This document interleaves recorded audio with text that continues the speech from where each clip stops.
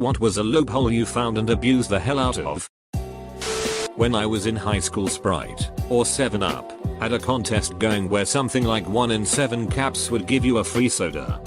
Thing about these drinks is that they're clear. Not clear enough to flip over and actually read the text, but clear enough that you could see whether they had one line of text or multiple lines. So while the non-winners just said non-winner, the winning caps said something like congratulations, you won a free Sprite. It was like 4 lines. Very easy to see through the bottom of the bottle.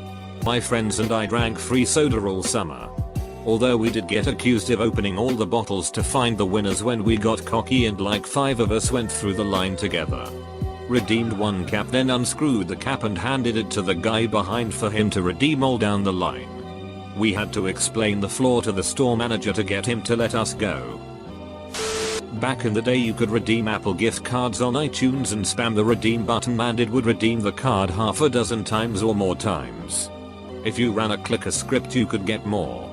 But let's just say I'm glad I never gave them my real name, address, or credit card info when creating my account. Chick father-in-law had a deal where you'd get a free chicken sandwich if you create an account in their app. Well, they didn't require email verification, so I ate about 50 free sandwiches last September. When my son was about 7 years old, we were at Chuck E. Cheese and he found a game where the tickets kept spitting out without paying to play the game. Needless to say, he had a ton of tickets to turn in and chose the dusty lava lamp on the top shelf. Ended up keeping it for years. I actually only did this once, and you may still be able to do it. But Apple has an academic discount where you have to send them a photocopy of your school ID. As I understand it, they check with the school. So no chance of forging fake college ID. I had been out of college for at least 10 years and wanted to buy a Mac Pro. So I enrolled in a local community college. Signed up for one class, which cost me a whopping $30. Used my new college ID to save several hundred on my Mac Pro. Edit, this was in Pasadena, CA, probably about 2006. I don't remember exactly what I saved, but it was somewhere around $300. Also, I made the purchase online, hence sending Apple the photocopy of the ID. Cinemark used to have frequent flyer mile stickers on the drink cups in movie theaters. I'd go in after a movie and peel them all off. Redeemed enough for a free trip to Europe. And I thought my friend taking the jumbo popcorn bucket out of the trash to get a free refill was a good deal. When I was in high school, I was told there was a requirement of 40 hours valid work experience to graduate. It has since been suggested that this may in fact have been bullshit, since I didn't have anything that counted and was in the middle of the country. Doing work around the school was the only option. I'm thinking years later this was just a scam to get some free labor for the administration. But rather than burn 40 hours of my summer filing paperwork, I went to the front office and volunteered for a day's office work and was given a box of papers to file and a key to the filing room and told to come back for more when I was done. Then I went to admissions and volunteered for a day's work and was given a box of papers to shred and told to come back for more. Then I went upstairs to the records office. 8 hours later I had 5 different signed records of work hours and never had to deal with that requirement again. I've written about it a couple times, but the billing system Comcast uses has a loophole that allows you to reset a customer into promo pricing. By downgrading customers to just internet then refreshing the page I could save them $50, $100 on their bill. Not only that, but I earned a commission on all the new video and phone signups. Commission for phone in particular was about $35 a pop. I set up over 50 new phone lines one month. I moved 2,000 miles to a new city before my senior year of high school. Got lost at the school on the first full day and ended up in the teacher's lunchroom. It was basically on the other side of the kitchen from the student's lunchroom. Anyways, no one said anything, so I decided I'd push my luck and use the teacher's lunchroom until someone said something. I decided it would be best if I was extra nice to the lunch ladies also. No one ever said anything about it. I never stood in the student food line. I felt like a bit of a big dig about it sometimes. But come on. That's a golden opportunity. If I don't go into work but get everything assigned done from home, I don't lose a vacation day. So as long as there aren't any client meetings, I work from home. I can also leave once everything I'm assigned for the day is done. So I'm usually out by 3 unless there's a later meeting. In my old job, 1 day off sick was no different to 10 days off sick. So if I was ever off sick, I'd stay off for 10 days and it would only count as one occurrence. You were allowed 2 occurrences every 6 months and then it reset. I absolutely abused the hell out of it. My local Papa John's used to run a 2 for Tuesday deal, which was basically buy one, get one free. I found that if I redeemed my Papa Award points on Tuesdays towards another free pizza, I could end up with 3 pizzas for the price of one. I would always get myself a jalapeno and bacon pizza just for myself, since nobody else in the house would eat it. Papa John's has since fixed that loophole. I didn't abuse the hell out of it, but it was common abuse where I worked. If you clocked in late, it was 1/4 of a call-in. If you forgot to clock in, it was 1/8 of a call-in. So if you showed up late, it was better to forget and submit a manual time card saying you were on time. In university, some publishers offered free trials of their ebooks. To prevent people from just printing the whole thing off, they limited it to only being able to print 10 pages at a time. So I whipped up a quick auto hotkey script to go through and print 10 pages at a time.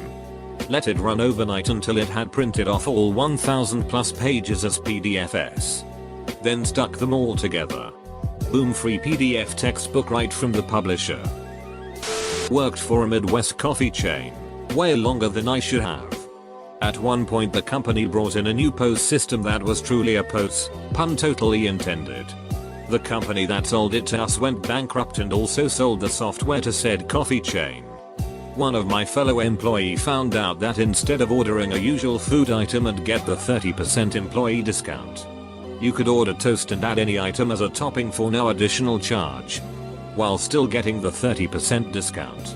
Came out to $0.85. Named it the Toast Hack. You could have any sandwich you wanted. Completely customizable. Smoked salmon. Avocado sandwiches on multigrain bread. 85 cents. BLTs with extra bacon. 85 cents. Lasted almost a year before corporate caught on. Full stop. When I was in high school, I found that if I signed up for a class, but didn't show up on the first day or ever again, and didn't sign up for another class, nobody expected me to be in a place and I got a free period. I got away with having a free period each semester for 2 years until a teacher stopped me in the hallway late in senior year and asked, "Where are you supposed to be?" And I just said, honestly, nowhere. I didn't get punished because I fessed up and explained the loophole and how to fix it in their attendance system. But I ducked over all the underclassmen, some of whom were catching on to my system because I got drunk and bragged at a party, which was the real reason I got caught. I went to a Gamorks once and went to a game that was something like a spinner on a dial where you just had to time a press of a button to get it to stop at a place that gives you tickets. My friends and I figured out that if you get it on a winning place once, then spam the button, it'll start and stop almost in the same place, which is a pretty simple loophole. But we were like 12 and the attendant behind the desk watched the whole thing and made us stop after we nearly ran it out of tickets. I remember him being mad at us and I remember that making me mad. Not our fault your machine can be cheesed by 12-year-olds. I've told this one before, but a number of years back, there was a parking garage downtown that was good to park in if you wanted to go shopping etc. But it cost money, like most garages. Next to the parking garage was a cinema which would offer validated parking for 3 hours if you bought a movie ticket. For my birthday that year, my parents, knowing I was a movie nut, bought me a pass for that cinema chain which allowed me to watch as many movies as I liked for a monthly fee, like MoviePass. But for that chain only. Also, I could see multiple movies in one day if I wanted. So anytime I needed to go into town for something, I'd park in said parking garage, go next door to the cinema, get a ticket to a random movie with my pass, get them to validate my parking ticket, and then walk out without seeing said movie and enjoy my 3 hours of free parking. Local grocery chain had 5 Jack's pizzas for $11, and if you bought at least 4, you got $3 off your next visit to the store. There's 3 of those stores in this city. My girlfriend just bought me a chest freezer. We went from one store to the next in a circle, buying 5 pizzas for $8. In the end, bought 60 pizzas. When I was 11-12, I read in the paper that the bottlers were thinking about increasing the deposit on soda bottles. I started saving soda bottles. I dragged a wagon around the neighborhood buying bottles. I had people scratching their head over how I made money. I paid a nickel for a bottle with a nickel deposit. I would tell them I made it up in volume, or if pressed that I was doing it for the older bottles. When the deposit went up to a dime, I made hundreds of dollars charging. In high school, YouTube.com was blocked, but we ignorant Americans always seem to forget there is a whole other world out there, and thus they didn't block other addresses such as YouTube D, YouTube NL, and YouTube CH. We had laptops for 3 years and they never caught on. Target would print rain checks on sales items that were out of stock. At the bottom it stated can be used on like item if out of stock. I would then get a bunch of them printed for a Game Boy game on sale with a high % off, and use them on Newsbox games. The Royal Canadian Mint was selling commemorative coins at face value, with free shipping. I racked up not quite 10,000 air travel points simply by shuttling a large order of coins between my PO box and the bank, using them to pay off the credit card to which I charged their purchase. I found I could turn over a shipment about twice every 3 weeks. Regrettably, the RCM has now put a cap on shipments to a given address. But for the couple of months it lasted, I guess it was the numismatic equivalent of the old Greek story about a snake swallowing its own tail until it disappeared down its own gullet.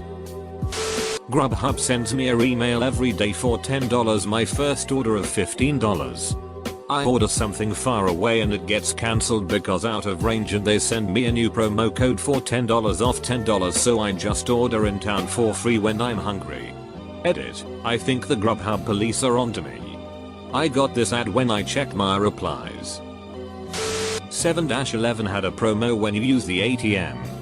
There was a coupon printed on the back of your receipt for a free hot dog. My roommates and I would go in and do balance inquiries for free hot dogs. I worked at a restaurant that offered a $10 gift card for free if you bought $50 in gift cards. Servers would buy a few of them, then use the gift cards for any table that paid cash and be up $10. Then the dumbest restaurant had a contest with a free meal. It was a fairly pricey seafood place at the end of the week to whoever sold the most gift cards, so it was game on. I used to deliver pizzas, and the big chain I delivered for had posted out buy one get one free vouchers within our delivery area. When we went to flats with communal entrances, these vouchers were left in piles by the front door. We collected these vouchers ourselves. When a customer ordered 2 pizzas but didn't use a voucher, we charged the customer full price. Went back to the base and told the boss that the customer used a voucher. Best tips ever. GameStop lets you return any used games or accessories within 7 days of purchase. I would buy a used game, play it for 7 days, return it on the 7th day while picking up a new used game. This went on for a while. I even knew I was getting a PS4 a few Christmases ago, but I was too excited to wait, so a week before Christmas, I bought a used PS4, 2 controllers and a few games, and then returned it. About 8 years ago, when I was still playing Minecraft on an online server, I found a loophole that would make me one of the wealthiest players in terms of server economy. So this was just after TNT became craftable. Prior to that, it was only available as loot in dungeons. Because using TNT was against server rules, they set the price for TNT in the server store at $10k, so at least you'd get something if you found some TNT as treasure. Well, they hadn't caught up with it being craftable, so I went and made tons of TNT by digging sand in the desert biomes and farming creepers inside giant, poorly lit building that were made as art. By the time the server mods caught on, I'd made millions of server dollars. They dropped the buying price to 1k as a direct result. When I registered my car about 20 years ago, I had the option to register it as an ambulance. It was on the form. WTF? So instead of paying about $300 a year, this was in New Zealand. It was a duckload cheaper. I think like 50 bucks. And no one ever asked if I drove an ambulance. Go government. Edit, till there's more than 3 Kiwis on Reddit. Back in the days when I played RuneScape, maybe a year after the Grand Exchange was released, uncut emeralds were cheap. Gold bars were cheap. And emerald rings could be sold for a 500% profit. I single-handedly ruined the emerald ring market in 24 hours for a 500k gold profit. Leveled up crafting and smithing. I was combat level 6x at the time. Non-member. In Fallout NV, if you select a weapon that you don't use that has a ton of ammo, hotkey it, and while holding the hotkey button, choose an ammo type and hotkey that to the original weapon hotkey. Next, you select any weapon that you want that, like a fat man. While having the fat man out, select the hotkeyed ammo type and voila. However many bullets you have, you now have the equivalent in mini nukes. Works best with the laser detonator from the Lonesome Road DLC. Not me, but in the IDF the drill sergeants aren't allowed to give someone more than 10 push-ups as a punishment at a time. So they just wait for him to finish and stand up. And then they just give him another 10. They usually repeat that for about 2-4 times.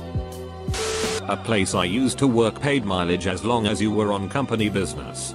So I'd arrange it where I had to go to the facility closest to my apartment, then go to my facility, then back to the other one at the end of the day, and home. Basically they paid for my gas going to and going home for 2 years.